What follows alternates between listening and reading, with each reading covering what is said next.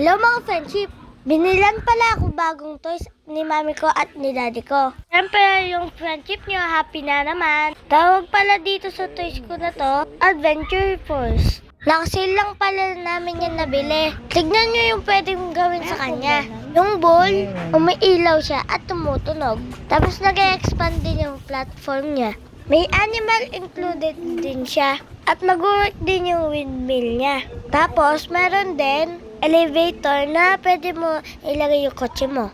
Nagmo-move siya up and down. Yung mga kasama pala neto, farm playset, animals, hay balls, trailer, at diecast vehicles.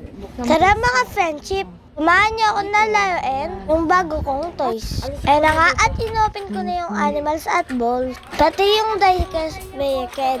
Yung mga kotse, bakal siya, hindi plastic. Parang yung mga Hot Wheels din yung gawa niya.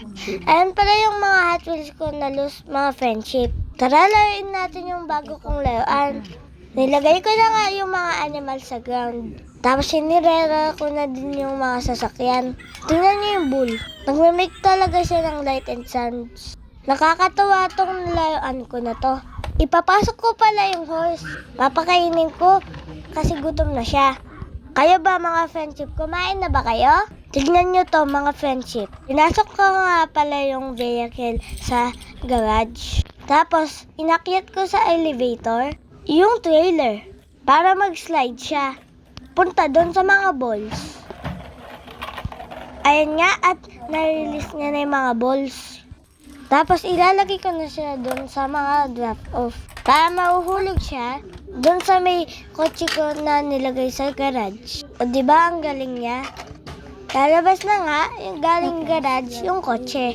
Siyempre, i-deliver ko na yung mga balls sa kanila.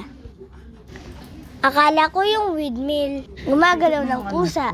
Kailangan pala igalaw ko siya. O yan mga friendship, worth it naman. Tapos, pinaslide ko na yung tractor para matry ko yung sounds ng bull. O siya mga friendship, sige na. Bless you all mama, chup chup, love you. Ay, tawagin ko na si Kuya Kalin.